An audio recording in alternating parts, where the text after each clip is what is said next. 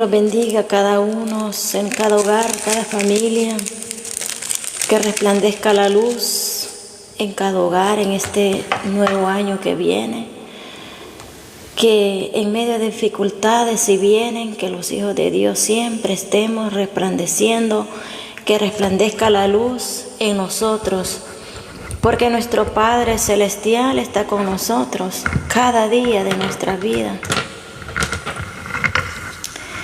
En el nombre de Jesús, que para nosotros no sea difícil nada, porque dice la palabra del Señor que si nosotros tenemos fe como un grano de mostaza, en que sea, por pequeña, que tiene que ser grande, porque el árbol de mostaza cuando crece es un árbol muy grande. Entonces por eso puso el grano de mostaza, porque por pequeña que sea, así somos nosotros, por pequeños que seamos delante del Señor, pero ese grano de mostaza cuando crece se hace grande, un arbusto grandísimo.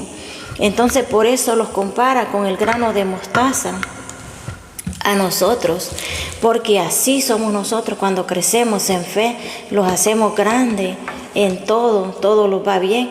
Entonces este año que cada uno no tengamos temor, que caminemos con fe, porque cuando caminemos con fe, estaba yo escuchando ayer de que algunas iglesias dicen, no vamos a abrir porque anda la migra.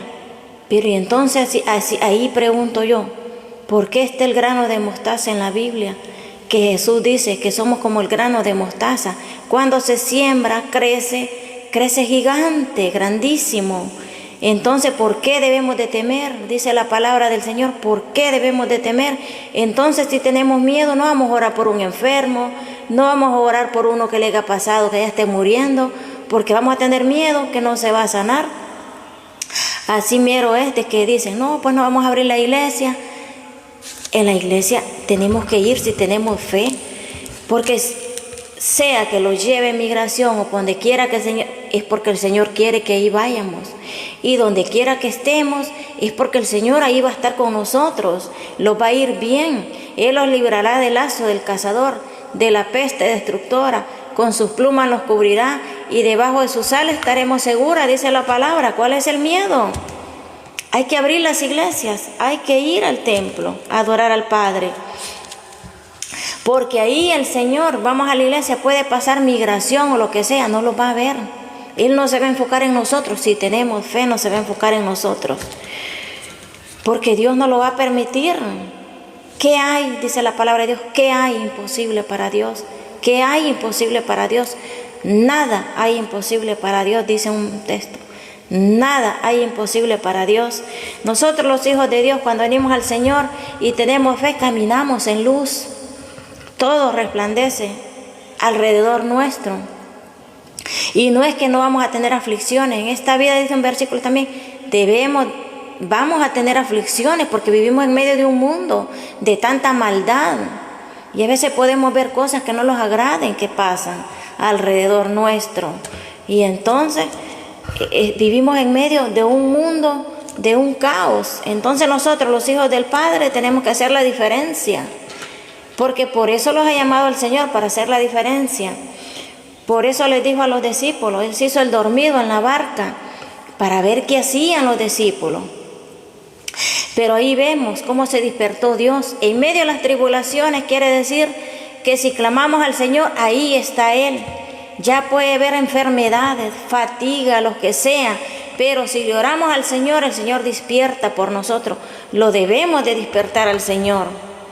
En el nombre de Jesús, tengo una palabra en Efesios 5, donde dice 5:1, dice, andad como hijos de luz, sed pues imitadores de Dios, como hijos amados. Aquí está diciendo la palabra, sed imitadores de Dios, imitadores de la palabra. Donde quiera que estemos, donde quieramos que vayamos, tenemos que representar que somos hijos verdaderos de Dios. La gente notará, dirá, no tenemos que decirlo nosotros, la gente lo va a decir, esta persona es diferente, pero sí, entonces sí se comporta como hijo de Dios, porque vean cómo habla, vean su reacción. Nosotros, dice la palabra de Dios, que tenemos que ser prudentes hasta para el hablar, para oír, tenemos que ser tardos para la ira. Esto quiere decir que lo estén juzgando, diciendo algo, tenemos que callar, ser callados, porque quien los exaltará es Dios. El Señor los exaltará a nosotros, no nosotros mismos los vamos a defender, no, porque hay un Dios que es el que los redarguye. Entonces tenemos que dejar que sea el Señor fluyendo a través de nosotros, no tenemos que callar. Ya los pueden decir esto, lo otro, callar, porque si no, no tenemos un cambio, porque si los compartamos como la persona que no ha venido a Jesús, entonces, ¿qué mensaje le estamos dando a esta persona? Si lo estamos comportando con ira, con cólera, malcriado, insultando, hablando del vecino, de la vecina, de todo. Si lo regalan algo, hablando de lo que lo regalan también, de cualquier cosa. Entonces lo estamos comportando peor que aquella persona, porque aquella persona que no ha conocido de Dios, no conoce de Dios, no sabe lo que es, lo dice la palabra aquí. Entonces los comportamos, venimos a ser peor que el impío, dice la palabra. ¿Qué de diferencia tiene? Dice en un versículo, que si un impío viene y le hace un regalo a una persona que es su conveniencia, que porque es conveniencia de ella, porque es alguien que ama, o porque una persona que tiene dinero, le regala esa porque tiene dinero. Entonces, si nosotros venimos a hacer lo mismo, dice el Señor, ¿qué tienen de diferencia ustedes? Se comportan, dice, igual que los impíos o peor vienen a ser, dice la palabra del Señor. Tenemos que hacer la diferencia, darle a aquel que no estamos esperando nada de aquella persona, de aquel que no tiene nada, pero nada que comer. A él tenemos que darle. Es ahí cuando hacemos la diferencia, porque nosotros no vivimos por el hombre, vivimos por fe, vivimos por gracia. ¿Y quién provee? El Señor provee. A según damos, más el Señor lo da a nosotros, porque es dando como el Señor fluye, abre los cielos y fluye. La persona dice, pero viene y dice, pero si yo entre más doy, yo veo que más cosas me vienen. Pero es que ahí el Señor sobreabunda en unas manos que dan al necesitado, y no dando por conveniencia, no, demos por amor, porque amamos al prójimo y no queremos verlo sufriendo. Entonces dice el 2, y andad en amor, como también Cristo nos amó y se entregó a sí mismo por nosotros, ofrenda y sacrificio a Dios en olor fragante.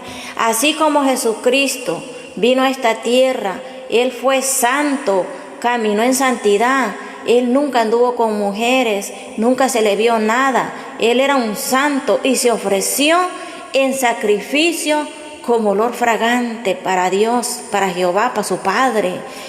Por eso Él está sentado a la diestra del Padre. Así Él nos pide a nosotros, sé fragante, camina como Cristo caminó, sé ofrenda fragante a Dios. ¿Por qué dice ofrenda fragante? Que tenemos que caminar como hijos de luz. Cuando nosotros venimos y tenemos un amor bondadoso para el necesitado, venimos a hacer ofrendas fragantes a Dios. Cuando venimos y los hincamos a adorar al Señor, somos ofrenda. Aun cuando cantamos, dice que en un versículo que Él manda callar los ángeles para escuchar, alabar a nosotros cuando nosotros cantamos. ¿Por qué? Porque dice que somos ofrenda agradable a Él, o sea, llegamos el olor a nosotros, a Él. Cuando Él sabe reconocer quiénes somos hijos y quiénes no somos. Ofrenda, dice, ofrenda y sacrificio a Dios en olor fragante tenemos que ser. Y dice el 3, dice, pero fornicación y toda inmundicia o avaricia, ni aún se nombre entre vosotros como conviene a los santos, ni palabra deshonesta, ni necedad, ni truenería que no conviene, sino ante bien acciones de gracias. Aquí dice en el 4, acciones de gracias. No, que no seamos ávaros, dice. Que no seamos como un trapo de inmundicia, o sea, como un trapo de inmundicia que apesta, que es lo último, que Dios ni lo voltea ni a ver, pues. A veces hay una persona que dice, pues una persona que es demasiado, dice, pues yo amo al Señor, pero ¿cómo lo ama? ¿Cómo es ofrenda fragante a Dios? Si está hablando del vecino, está hablando de aquella persona, está viendo la necesidad ahí enfrente y no ve, o se hace ciego, que no quiere ver. ¿Pero por qué? Porque no los queremos bolsear. Pensando que si damos, nos vamos a quedar sin nada. No, dice el Señor, que Él provee, dice, en abundancia, dice. Pruébame, dice. Yo soy el dueño de la plata y del oro. Pero ¿por qué muchas personas tienen estancadas las riquezas de los cielos? Porque es el Señor que cuando venimos a Él somos como manantial de agua viva, que fluimos en todo, tanto en el cielo, tanto aquí en la tierra, como en el cielo, en todo. Dice en Proverbio, que aún nosotros, viniendo al Señor, siendo príncipes, somos, siendo hijos de Dios, quiere decir, andamos a pie en vez de andar a caballo. Eso lo está diciendo a los necios, arrogantes, que teniendo al Padre, no decimos, agarramos esto, decimos, vamos a ayudar, vamos a mandar, para aquella gran necesidad que tiene aquella señora que está con niños, aquella viuda, aquella ancianita. Dice el Señor, pruébame y yo abriré, dice, la puerta de los cielos. Pero hay gente que pide. No, el Señor dice que Él sabe de qué tenemos necesidad. Y en vez de darle la gracias Señor, y bendecirle al Padre, poner alabanza, cantarle, adorarle con amor. Y cuando estemos afligidos, adorar, que el Señor, Él nos fortalece a nosotros. A veces podemos tener enfermos. Hay ofrendas que a veces estamos orando por un enfermo de casa. Y hay ofrendas que nosotros decimos, vamos a dar esta ofrenda para esta iglesia que sí necesita, tiene personas necesitadas, para que ayuden. O buscar las personas en sí, las que necesitan, y darle. Y el enfermo, así como magia, se sana. No es como magia, sino es que hemos tocado el corazón del Padre con aquella ofrenda, porque el Señor está viendo lo profundo, el amor que hay en el corazón, porque hemos sido ofrenda fragante a Dios. Y dice en el 5, dice en el 5, ¿por qué sabéis esto? Que ningún fornicario o inmundo o avaro que es idólatra tiene herencia en el reino de Cristo y de Dios, o sea, del Padre y de Jesús, porque ellos son uno solo. Así cuando nosotros venimos al Señor, Él camina con nosotros, venimos a ser uno solo también, porque Él los adopta como hijos. Él hace pacto con nosotros cuando venimos al Señor, y Él no falla. Fallamos nosotros como personas. Si andamos en la carne, si no lo sometemos a Dios, entonces fallamos nosotros. Pero Dios, Él sigue con el pacto. Él no falla, Jesús no falla en ningún momento. Por eso dice aquí en el 5, porque sabéis estos, dice, ningún fornicario. ¿Por qué dice fornicario? O inmundo, o avaro, o es idólatra, no tiene herencia en el reino de los cielos. Porque dice que los ávaros, o sea, es aquella persona que aún teniendo, tienen una casa, pero hay que procurarse porque hay que tener otra casa. Y tienen 2 carros, pero hay que trabajar más, porque hay que hacer otros carros. No, si ahí está perdiendo su vida, su alma. Hay que darle gracias a Dios con lo que tenemos. Y si Dios sobreabunda, pues está bien, porque las riquezas no son malas. Pero es que es ahí que el Señor está teniendo avaro, porque queremos para nosotros, para nuestro placer. Pero no decir, no, yo quiero esto, pero es para... Esto lo vamos a entregar a fulana y tal. Lo vamos a compartir en estas personas porque necesitan. Es ahí donde el Señor ve las intenciones de nuestro corazón. Aún cuando vamos a pensar algo, Él ya lo sabe qué estamos pensando. Es que las personas piensan de que estamos solos en este mundo. No estamos solos. No estamos solos. Y idólatra es aquella persona que deja al Señor de leer la Biblia, o de orar por estar frente en una pantalla, o o por estar adorando a un hombre, o por estar adorando a la mujer, o por adorar a los hijos y no le dedica tiempo a Dios. No, sí, hay que dedicarle tiempo a la familia, sí, pero es que dice Eclesiastés, dice que para todo hay tiempo en esta vida, para todo. O sea, fornicario a cada persona también de que poniendo precio para ir a predicar, me dan tanto. Y no es que es un peso, están hablando de miles y de miles. La palabra de Dios se va y el Señor provee para ir a predicarle a aquel necesitado. No debemos de ser carga de aquel necesitado. Entonces, ¿cómo va a llegar la palabra? El Señor provee todo, Él paga todo. ¿Por qué debemos andar poniendo precio? Si van a una iglesia, no están viendo también la necesidad que hay en aquella iglesia, que más bien en vez de ayudar, están haciendo carga, pagan y le están poniendo precio para ir a predicar y hacer campañas. ¿Qué es eso? Esta gente que está pensando de que van para el cielo, o para dónde van. Para el cielo no va a entrar ningún inmundo, dice, ningún trapo de inmundicia.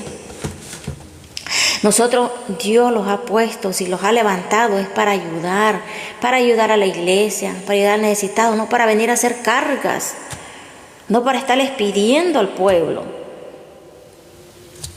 No, nosotros, Dios provee todo.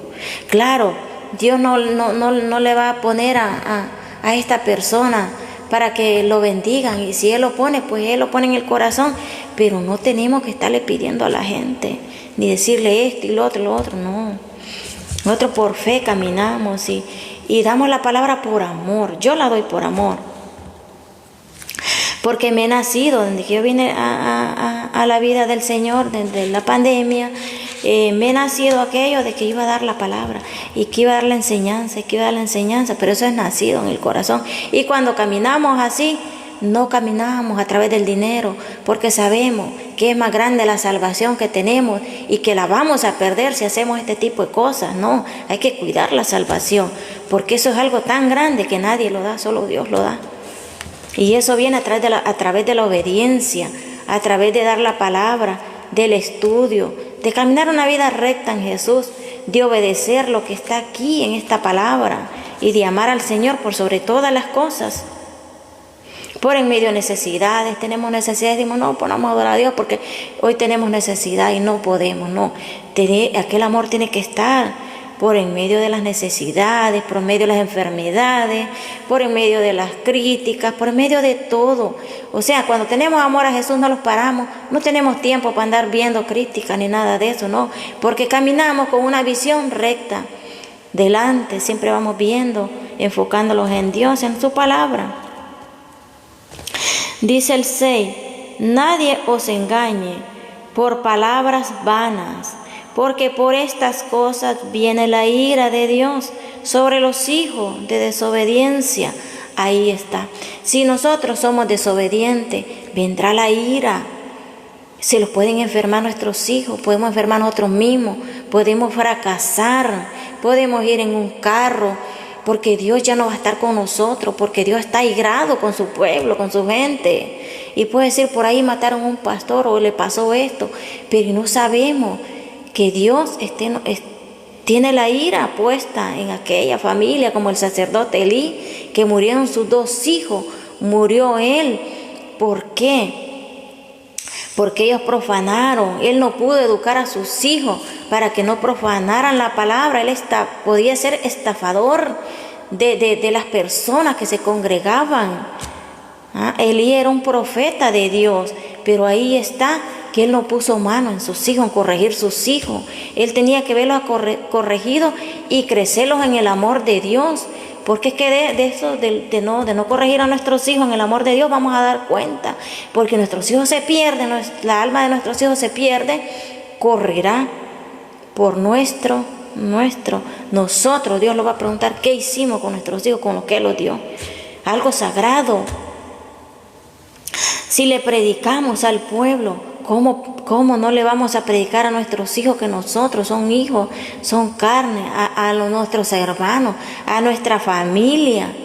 Que nosotros, el amor que tenemos, que ellos también sean salvos. ¿Cómo yo voy a querer predicar la palabra y ser salva solo yo?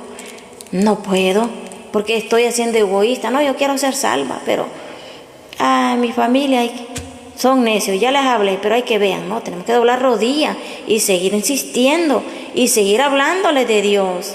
Que no los cansemos, porque si nosotros queremos alcanzar salvación, nuestros hijos van por delante también, nuestras familias. Entonces aquí dice, no sea, dice que nadie los engañe. ¿Por qué? ¿Por qué dice que nadie los engañe?